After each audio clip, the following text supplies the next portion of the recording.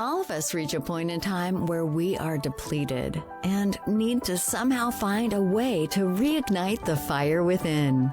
But how do we spark that flame? Welcome to Reignite Resilience, where we will venture into the heart of the human spirit. We'll discuss the art of reigniting our passion and strategies to stoke our enthusiasm. And now, here are your hosts, Natalie Davis and Pamela Cass. Welcome back to another episode of Reignite Resilience. I am your co-host, Natalie Davis, and I am so excited to be back with all of you today. And joining me, of course, is your co-host, Pam Cass. Hello, Pam. How are you?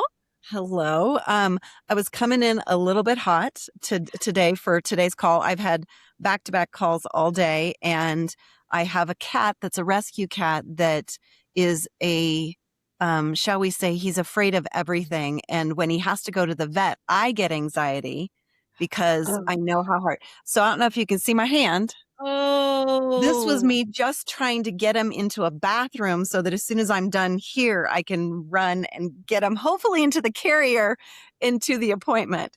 And so I don't know who. So this is the damage before you have even gone to the appointment? This was just to try to get him into, because I have to have him there at 5:30. So if we end at 5, I've got 30 minutes to get him across town. And so I needed to have him in a contained space. And it took us 3 of us to get him into the bathroom. And the result was my hand looks a bit like yeah. I'm gonna let you know he's not gonna be happy when you open that bathroom door. No, but good luck I'm a with little that. nervous. I may or may not have stuck a scratching post in there covered in catnip. Okay, perfect. I don't know if that's going to do any good. It might make it worse. I have no idea. So now I am calm and I'm here in a safe space. Oh my gosh. Also put some ointment on that. I feel like that needs ointment. I will as soon as I have time. This was like I grabbed a wet paper towel and ran up here to jump on it. Yes. Oh my gosh. The adventures. I've never had a cat. I'm sorry. I've never had an indoor cat. I'm a dog person. And so I don't know if that's going to help or hinder, but I know cats like to do what they want to do. And so that you forced him in there. Oh, Cindy, I I can may only imagine. or may not be here next week. We shall see. Exactly. Oh my gosh. Well, I'm glad that you were able to join us. Scars and all. Yes. No, really, put some ointment on that. And we do have a wonderful guest that's joining us today. So Yes. I will give it to you, Pam, if you can let our listeners know who's joining us today. Absolutely. So today we have Steve Barton. He is the founder of Steve Barton Coaching and creator of the Game of 10, a high-performance awareness framework that helps executives, entrepreneurs, and professionals move beyond fear, self-doubt, guilt, and shame into clarity, confidence, and decisive action. With over 45 years as a successful entrepreneur, Steve grew a family business from 200,000 to 2 million before dedicating his work to helping leaders achieve greater peace of mind, stronger relationships, and meaningful success. Welcome, Steve. It's so great to have you with us today. And you have got quite the story to share that started from the time you were born. Well, thank you, Pamela and Natalie. Thank you for having me on. I think it's gonna be fun. I get high energy here. I'm gonna get myself amped up. I'm gonna get right up that amping myself up for you guys. Perfect. Yeah. Perfect. Well, we know that we're a lot to handle, but most of our guests, 99.9% of them, at least they tell us that they enjoy it. Wow. So hopefully this is an enjoyable experience. My final wife said I was too much, so here I am. Then you're welcome here. You're amongst friends. I'm just enough. I know. Yeah. Well, Steve, so share with us, because you were born with, I'm not going to call it a disability, with just a difference from other people. And so how did that impact you from a very young age? Well, I didn't know I was different, but I was born with 2 fingers in my right hand. I have to give my father credit because as the kids were making fun of me, teasing me, he told me to just say they're ignorant. So at 4 years old, 5 years old, I'm saying, "You're ignorant." Ignorant. Okay, perfect. Perfect. I didn't know what it even meant, but I had to Yeah. have a comeback. And, Yeah. I used to cry and why are they Yeah. making fun of me? Why are they teasing? And it just my father's would just tell them they're ignorant. I don't know. I had no idea, but it was a coping mechanism, I guess. Yeah. So, I just learned from a young age that I was different and it didn't hold it held me back in sports and stuff like that because Yeah. I also thought of that, but I finally in high school, I was a manager of the football team. When I saw these lugs going off of football, I said, I can do this too. So I did.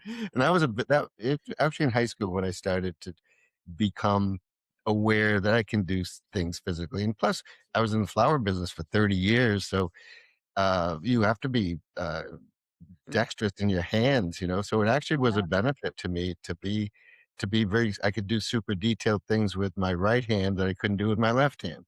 Yeah. So you actually Mm. find out which sometimes it always is this way. Adversities can be your strengths. And this is what I help people do. So Yeah. Yeah. Absolutely. I love it. Oh my goodness. Well, Steve, you said that you started to take us down this path. Like in high school is when you realized that you actually had strengths that you may have thought of at different abilities as not being a strength, right? It was yeah. something that was differentiating you. What was that transition and the empowerment that came from that? What did that look like for you, Well, especially in high school? I think in Yeah. high school I realized that what I was told I wasn't going to be good at, I started believing that just because I'm told this stuff, it doesn't mean it has to be that way. I Yeah. mean, I was always told I wasn't good in math and I was an average student. And what we're told as a young child, we believe Mhm. Yeah. and we carry it through. I mean, a lot of people carry it through until they die, until their Yeah. 60s, 70s, 80s, and death. They don't realize just because you're told something, it doesn't mean it's who you are. Yeah. Yeah. And at the age, I think there's a person out there on the internet that talks about from the ages of where from the Jesuit said, "Give me a child at 0 to 7, I'll give you the man." Mhm. And we are in that state of theta hypnosis that everything we're told we believe, Yeah. and I think we spend the rest of our lives undoing these beliefs. Yeah. Yeah. And that's what I've figured out how to do, and Yeah. that's what I love doing. I love unlimiting limited beliefs. Yeah. Yeah. Yeah. So you were able to do that in high school because you had been told you're not good at Yeah. sports. So Yeah. what was the I thing that still you wasn't I still wasn't good at sports, but I did it. But you did it, but you I did did. it. So I you did. challenged a belief that Yeah. had been planted, that seed that had Yes. been planted, Yeah. that Yes. and we know that those beliefs are really entrenched in us, and a lot Yes. of times that's just it is what it is. Yeah. But I there was something yeah. that shifted for you. Yeah, sure. I mean, even with my hand, I was good at art. I was good at Mhm. these things. I was really good at certain things. I just started to develop, what am I good at? What Yeah. can I do that I can develop that I can be good at? Mhm. Um, I wasn't good at dribbling a basketball with but once now that I think of it, I probably could be. I don't know. Yeah. So I just, Yeah. I just don't believe in limiting beliefs. I don't believe in a lot of things. So I, I think all beliefs tend to be limiting beliefs because the Yeah. truth is infinite. Yeah. And when we have a Yeah. belief, it has to, even if it's a big belief, that it's even that is limited in an Yeah. unlimited world and universe. So Wow. Yeah. Mm. I think that's embracing that, understanding that there are infinite possibilities and options, and anything outside of that, like you said, if it's a belief system that we have, there's a cap on that to some degree in terms of how much we can and or cannot accomplish or do. And if we truly embrace the infinite possibilities concept in yeah, every area of our life, then Mhm. yeah. I don't know. I haven't tried it yet. Let me give it some practice, and we'll see. I'll Hopefully, let you at know. the by the end of this, I'll give you some tools to uh, teach you some game of 10 Love it. Exactly. versus the game often played.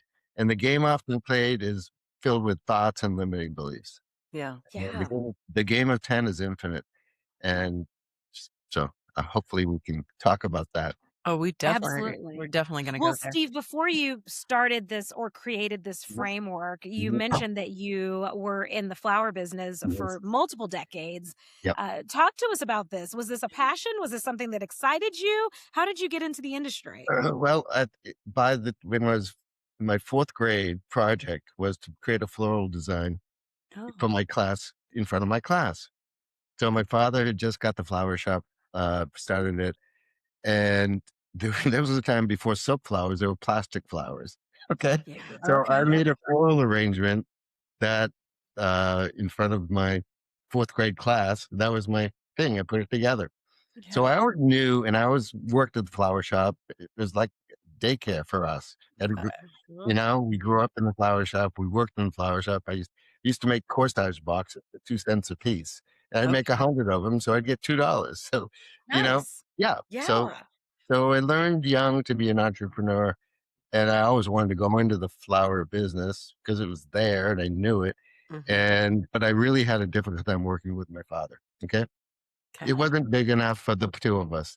So I went after high school, I went to college in Portland, Maine, here, University of Maine in Portland, and got my business administration bachelor's in that, and worked in the flower shop that summer, but knew I didn't want to go in. I was bartending around town and Mhm. did that. And I didn't really want to go into business with him because it wasn't big enough for me to get it to Yeah. draw enough for me to be happy there. So Mhm. Yeah. I was on my way to Europe to study floral design, and it was in Germany, and Amsterdam was where it was happening. So I wanted to really get that feel for that. And we were in FTD, and my father and mother at an FTD convention, and I get a call from them. They were in Kansas City, Missouri, and my father had a full blown stroke. Wow. His whole right side of his body was one side of his body was Mhm. completely paralyzed. Came home in a wheelchair, and they said, "Don't go." Had a one way ticket 3 days before I was leaving. Mm. Don't leave. You need to run the flower shop. So, Oh, wow. so I was 22 years old Yeah. and running the business. And Mhm. I think the youngest employee next to me was 40. Oh, Oh, wow. wow. Yeah. So a Wow. 22-year-old started to be the boss.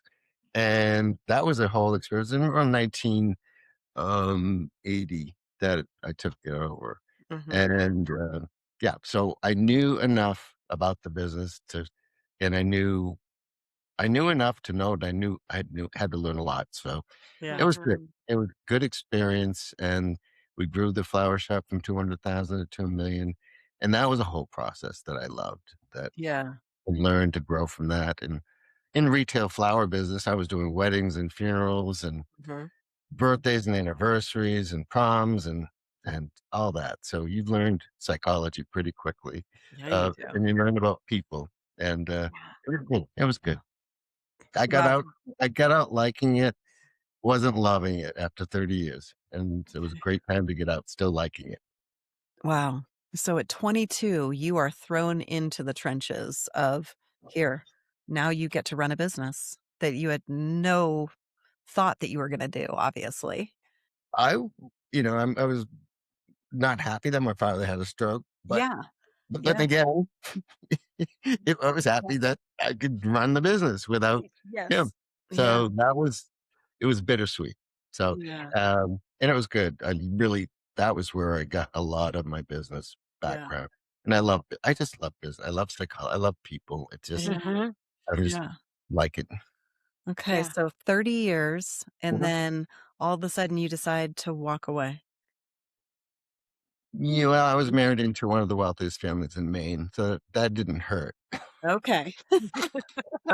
It wasn't just That's a that. benefit.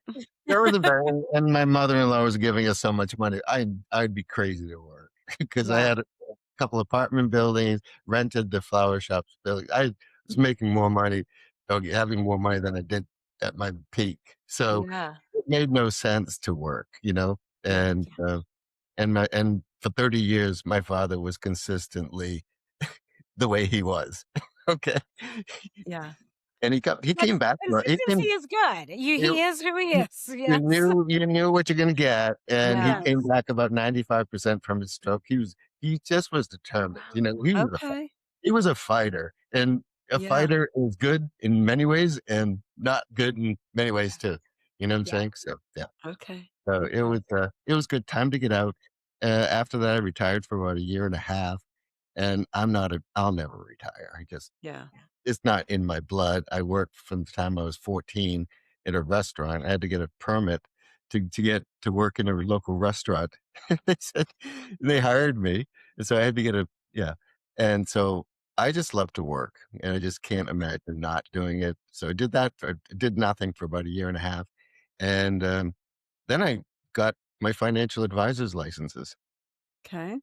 And Oh, thinking I'm gonna do at 52 years old, I'm gonna do that. And Okay. and so I got all my series I got my 766 and Main State Insurance Yeah. licenses, did it for about a year, and I was thinking, "I don't wanna do this." It was like, I Okay. wanted to know how to handle money Yeah. because I was in a situation where I wanna know what's going on. I don't wanna do it, but I wanna know Mhm. what's going on, Mhm. and did that for about a year, and then I was at a cocktail party for a benefit. Patrick Dempsey's from Maine, and so his mother died of cancer, so his sister here in Maine, um, put on a thing, and a woman there was talking about, becoming a coach, Mm. and she talked about the Gestalt International Study Center, and I said, "That's what I wanna do," do because I was doing it during that year and a half Mhm. anyway, informally, Mhm. not really having a process, not really but I knew enough to not know, but I Yeah. wanted to get some formal training to have it behind me, and that was in 2000, I don't know, 2012 maybe, Mhm. and, so I did went there no, it was 2000 yeah, 15, I went to the Gestalt International Study Center, and that was probably really great. I found my groove. I found my people. I found the people that, um, got me. Yeah. They were into mhm. personal Mhm. growth and development, and, yeah, so that from then on, it's been doing this. Okay. Wow. Okay. Well, tell us about the system that you created. All right. So I call it the game of 10. Okay. Okay. And it's based on the premise or the assumption that we are all here and appointed 10 Okay. from the time we're born. And as through life's little or big disappointments, we get tricked, put down. Okay. Make sense? Mhm. So something saying no to someone that something you really wanted, there's a disappointment. Mhm. Being traumatized, having severe trauma Yeah. consistently can get you to a level of 1, 2, and 3, and you Mhm. just can't get out of it. These are traumatic, post-traumatic stresses, Mhm. um, abuse, physical abuse, mental abuse, sexual abuse. Can really damage somebody's mind and body. Mhm. Mm. You know, we think that we can damage our soul, but we can't. That's Mhm. pure, always. It's always 10. Mhm. Mhm. So when someone says, "I need to heal my soul," I say, "Honey, this your soul's fine. It's just Yeah. waiting for you to come back." Okay? Yeah. Yeah. Yeah. It's Yeah. waiting for you to align, so it's your mind that has to be healed. Mm. Yeah. When your mind's healed, your body becomes healed. Mhm. And when Mm. your body and mind are healed, you can go into alignment with 10. Okay. Wow. So healing comes through forgiveness. Mm. We think of that forgiveness as something you do at church and something you Mhm. do at religion, but you can do it anywhere. But Mm. so I've learned how to forgive. I worked with Marianne Williamson actually. So 33 years ago, I started reading A Course in Miracles Mm. and went to therapy, and that's when my whole mental health happened, Hmm. and it happened very quickly. And I had a out of body experience, went to therapy, had an out of body experience, was Mm. channeling, was doing everything. I got on a high I couldn't come down for about a month and a half. And it took me about probably 3 to 6 months to assimilate. How do I assimilate my knowing and knowledge Yeah. and awareness to fit into a normal my family? Society. Yes, Yeah. exactly. Yeah, Wow. so it's kind Yeah. of like, be careful what you ask for because you're gonna get it. Yeah, you And then might what get do it. you do with it? How do you Yeah. act normal when you become natural? Mhm. Yes. That's tough for those people out there who don't have, and I didn't know who to ask, and I was Yeah. asking the wrong people, and they were thinking, "Steve's gone crazy," Steve. Yeah.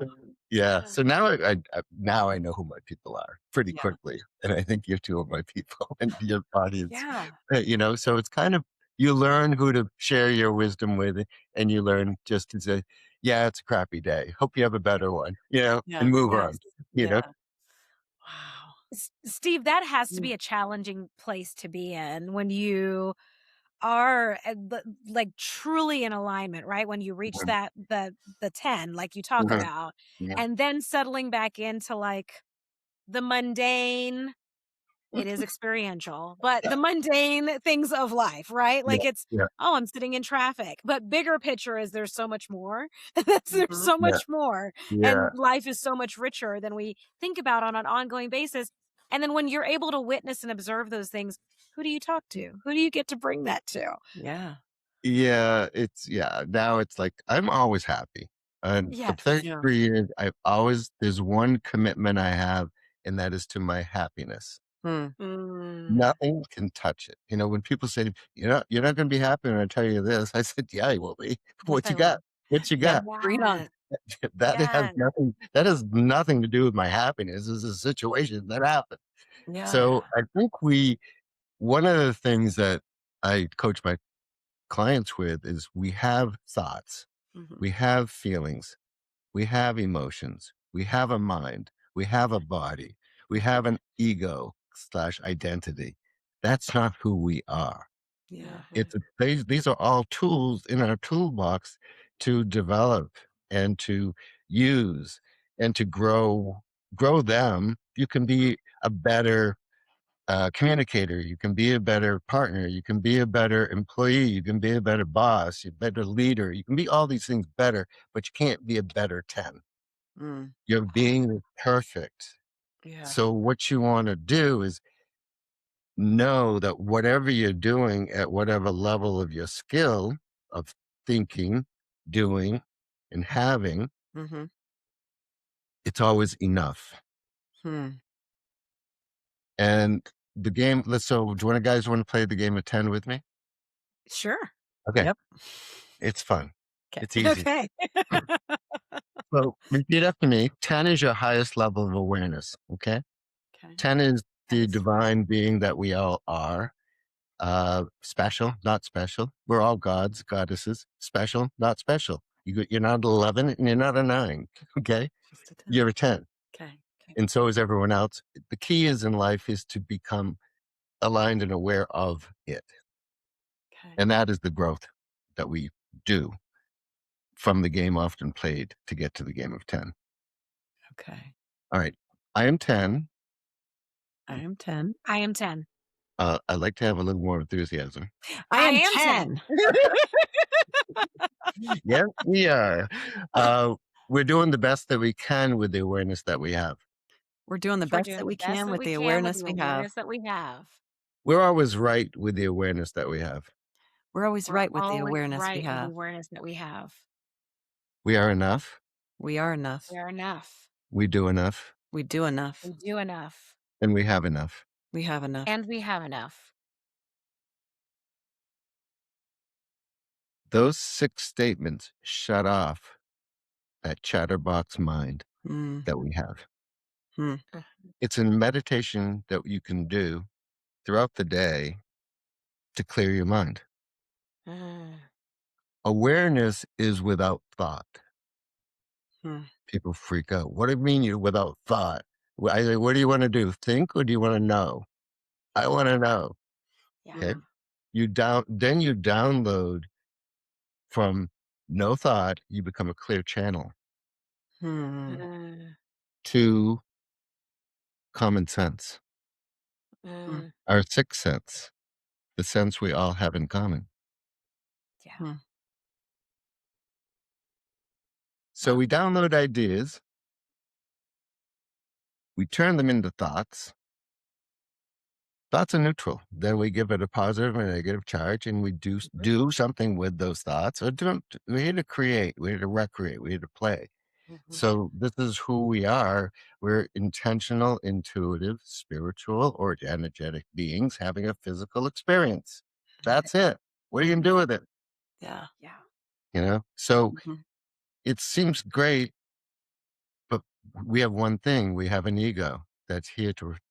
You hear about how bad the ego is, the devil Mhm. within. It's there to protect you, to keep you Mm. in your physical body. Hmm. So it's Mhm. not good or bad. It's just a tool. Yeah. Exactly.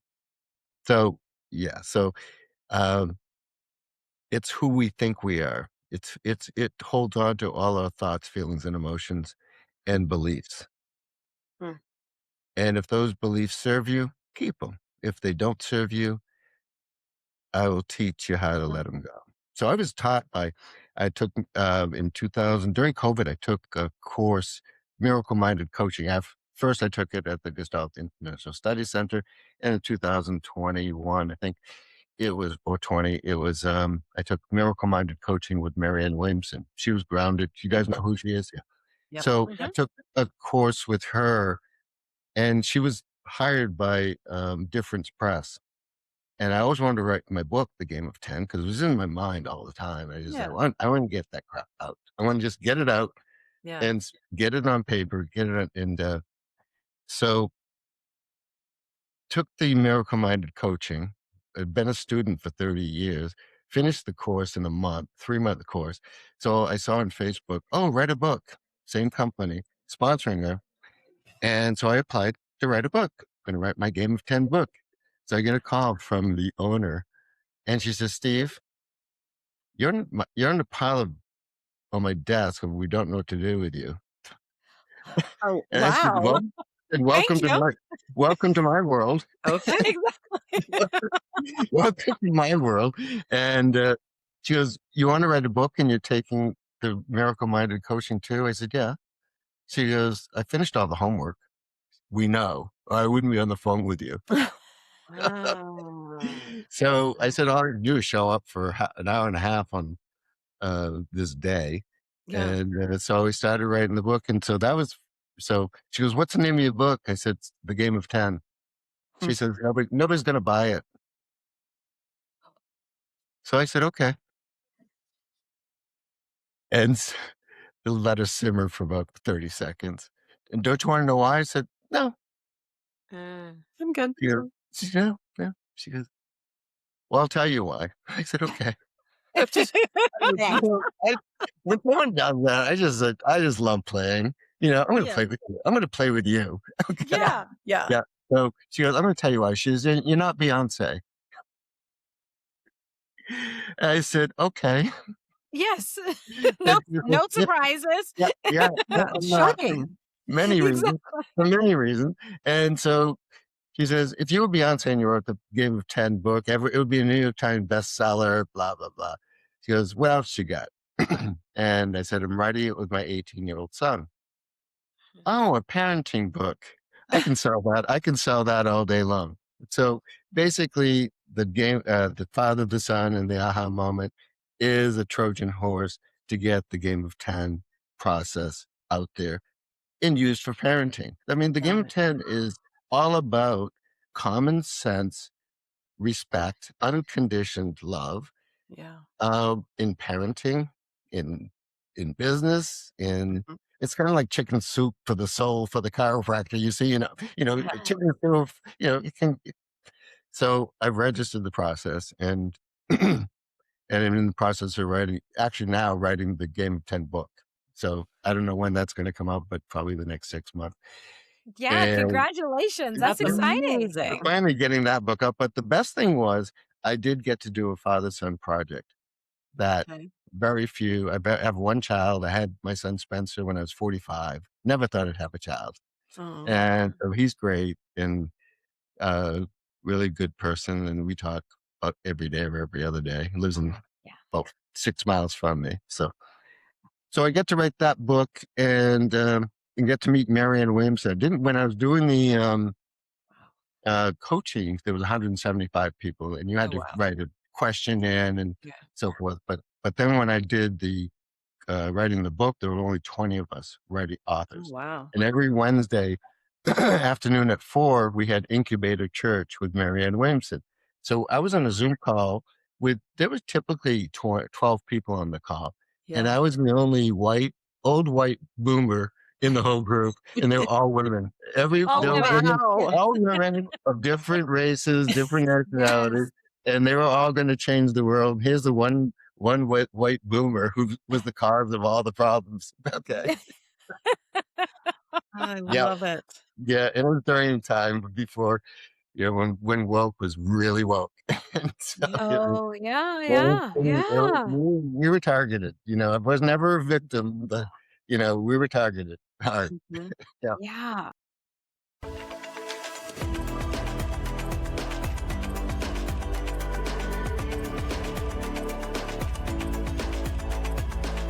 Thank you for joining us today on the Reignite Resilience podcast. We hope you had some aha moments and learned a few new real-life ideas to fuel the flames of passion. Please subscribe on your favorite streaming platform, like or download your favorite episodes, and of course, share with your friends and family.